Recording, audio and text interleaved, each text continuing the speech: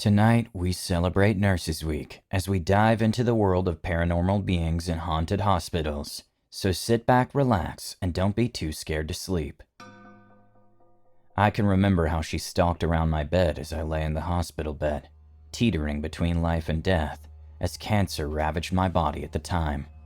Her beauty was something that I swore I would never forget, and 40 years later, I have not broken that promise to myself. She had the most luminous golden blonde hair done up in long waves that bounced as she walked. The stark white nurse's outfit fitted her form and hugged her curves in a way that would tempt even the most righteous of men. It was her voice, however, that enthralled all to who she spoke. Many patients requested that she be placed on their rounds to hear her soothing melodic voice that had a song-like quality to it, even without the singing. At the time, I thought myself to be extraordinarily fortunate that I happened to be on her rounds, and how she seemed to take an interest in me. We would talk for hours some days when she could, much to the chagrin of the other male patients and the disgust of the female ones. I learned that she had always wanted to be a nurse since she was a little girl, and was happy to be living her life doing what she loved. At 22, I did not know what it was I was going to do with my life, much less my career. Hell, I thought I would be dead in the next few months, so I didn't care. I just liked being with her. Something rather odd began occurring at the hospital, and threw the doctors and nurses into quite an uproar. Patients, typically the younger ones, were starting to drop dead, despite their recoveries quite possibly in the future. I can remember frantic-looking doctors running around exchanging notes and patient histories with each other. Many feared that an unknown disease was spreading throughout the place, but autopsies could yield nothing of the sort, nor were any symptoms found among the living. There was a small silver lining to this disastrous event. Everyone's beloved nurse was tasked with visiting all the patients to check on their vitals and how they were feeling. Needless to say, morale sharply increased each time she came around, and boy did I love it as she spent most of that time with me. I never understood why I was her favorite, but with death on the horizon for me, I didn't care at all. Perhaps it was for that reason I failed to notice the signs, the obvious tellings of who death would claim next. You see, there was a pattern to the sudden deaths that began happening. They were not random in the slightest. These deaths were premature, and the nature of them was premeditated murder to the highest degree. By the time everyone realized said pattern, it was already too late. The nurse, Hella, was long gone. It was genius, really. Hella spent so much time getting to know the patients that she knew what medicines they took and their ailments, and studied their medical histories right below everyone's noses, and so used that to her advantage. Her method of killing was simple yet effective: ethylene glycol, the base for antifreeze. Whoever she wanted to kill, she would target the young men and women who seemed to be experiencing distressing symptoms from their ailments, and offered them something sweet to drink. Typically, she would provide apple juice with a dose of ethylene glycol. They would in return drink it and feel dandy for a few hours. Then their blood will become extremely acidic and damage their metabolic processes. In other words, their bodies couldn't perform any activities that kept them, well, alive. And soon their kidneys would fill with hardened oxalate crystals, thanks to the poison, and cause them to burst, killing the victim if the poison didn't outright kill them. Once more, the doctors only discovered this true cause of death after testing indirectly showed highly elevated levels of acid in their blood, and small oxalate crystals after extensive testing. But by that time, Hella was already gone. 20 patients died over the course of a week in the few months that I knew Hella. The sweetest woman I had ever known was a merciless killer, with her youngest villain being the tender age of 7. God, I wish it ended there. Hella was tasked with bringing these bodies to the forensic pathologists, those who would examine the dead bodies for anything suspicious. And after their fruitless task was completed, she was then given the responsibility of transporting said bodies to the morgue. It was here where her true work would begin. Hella would, with great skill, cut open the deceased chest and remove their hearts and a selection of other organs before sewing them back up and leaving with her ill-gotten gains. I racked my head for months after learning this. It made no sense to steal the organs of a corpse. Answers never came to me, and after a few more months I was discharged from the hospital clear of cancer. Fate is certainly quite choosing when it comes to who lives and dies. Woefully, I received a letter from Hella a year or so later, detailing why she undertook such a blasphemous venture. It was, for me, Every person she killed was for me. Those hearts, those livers, those kidneys were all sacrificed to demonic entities, whose names I shall not recant here, out of repulsion for what she had done. She wasn't in love with me. No, it was something as dementedly poetic as that. She felt I was chosen to do great things.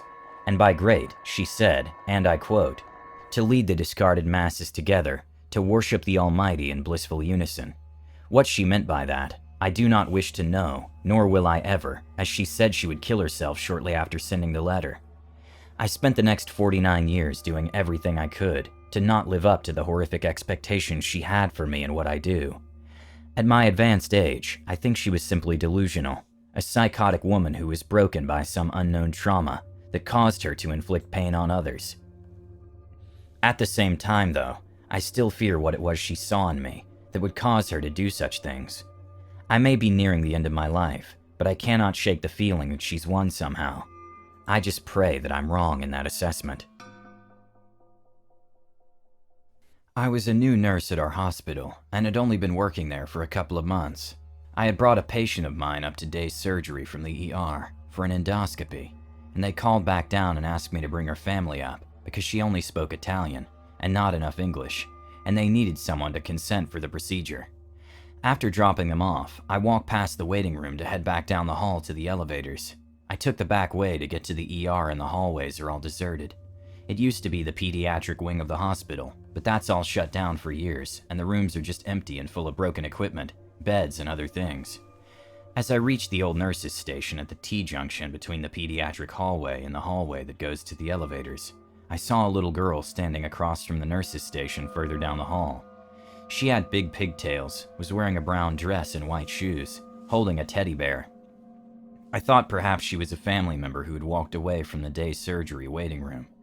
I was concerned that she would go into one of the rooms and get hurt or lost, so I said, "Hey little girl, what are you doing? You don't need to be over there, you're going to get hurt." And I walked around the nursing station to go grab her hand and bring her back. I shit you not, she vanished as I got about 15 feet away from her. Every hair on my body stood up straight, and I turned and ran like a bat out of hell down to the elevator. I pounded that button for what seemed like an eternity, until the elevator got to the floor. As I got back to the ER, I walked up to the nurse's desk, white as a sheet, and one of the older nurses looked at me and said, "Jesus Christ, what's wrong with you?" I remember babbling like an idiot as I tried to tell them what happened. After listening to me for a moment or two, the nurse said, "Oh, you saw the little girl ghost. She's been around here for years." And I remember saying, "Well, thanks for telling me about it before this." Apparently the ghost has even been seen down in the ER, ducking in and out of patient rooms and peeking around curtains. My wife worked up on the 7th floor, and she said that one time on nights a whole row of patient rooms started yelling about a little girl that was running around in the rooms. During the day shift, around 1 p.m., as the residents were coming back from lunch, room 126 call lights started going off. As I got up, I thought to myself that room 126 doesn't have anyone in it anymore, because they had recently passed away, about a month prior. I thought maybe someone walked into the wrong room. Who knows? Or maybe maintenance was in there doing something.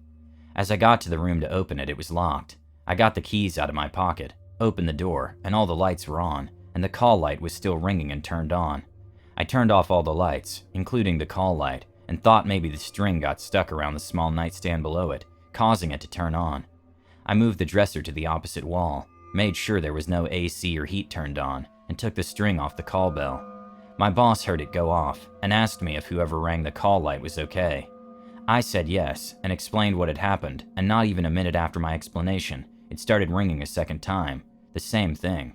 I went to the same room and unlocked the door. Lights were all on, even though I know I'd turned them off and the call light was ringing. I flipped the switch, turned off all the lights, locked the door, and shut it behind me. My boss followed me this time and was just as unnerved as I was. Nothing more happened, and the next day we got a new patient moved into that room. We had a double room with 2 people in it, a mother and a daughter. The mother was 98 but in pretty good health, besides a fall the year prior and her diabetes. The daughter was 66 and had small seizures and falls often. They both moved around well with their walkers though. One night their call bell went off, but only for a couple of seconds. But it was just long enough for me to look up onto the call light board and see the light flashing for their room. Their room number was 133A. As I went back to check on them, they were both sound asleep snoring. I brushed it off as if it was a malfunction or something. The next morning around 7 a.m. I started my rounds, waking everyone up starting at the top of the hall and going to the end of the hall, room 133. I go into the mother and daughter's room to wake them up, and they were both already awake, which was unusual. They like to stay up later than most of my residents and have a hard time getting up in the morning. I said good morning and went to check the mother's blood sugar. She begins telling me, "You need to tell those teenagers to stop crouching down at our living room window at night." Mind you, this is the only 98-year-old I've ever met with a mind so sharp. I ask her to elaborate and tell me what happened.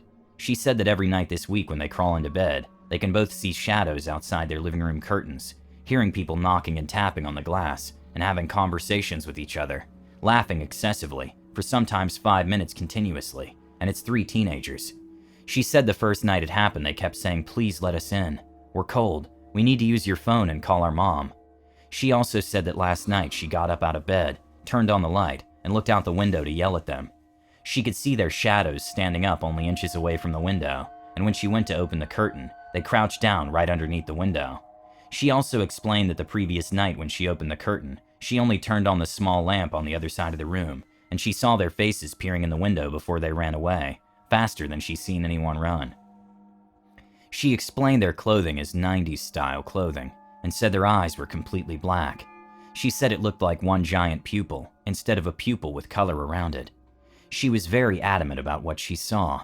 She never changed her story once, and her daughter backed up her story, saying she heard and saw them too. The next night I was off. A coworker messaged me on Facebook around 12:20ish, saying that I needed to call her ASAP. I called and she explained to me that she got caught up counting meds and didn't start her midnight rounds until 12:10. She said when she got to room 133, she heard a tapping on the glass, and knowing what these 2 women had been claiming had been happening to them at night, she opened the room door and quietly walked in.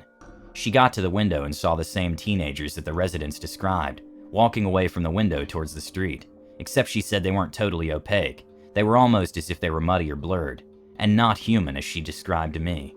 She was so scared that she had called security to come sit with her for the rest of her shift. After that week, my coworker was the only other person, besides the mother and daughter, to ever see these teenagers with black eyes and blurred bodies. After sitting with my coworker that night, the security guards started patrolling outside between 12 a.m. and 1 a.m., but the teachers were never seen again. Thanks guys for listening. If you enjoyed these stories, check out Skinwalkers and Cryptids right here. And remember, don't be too scared to sleep.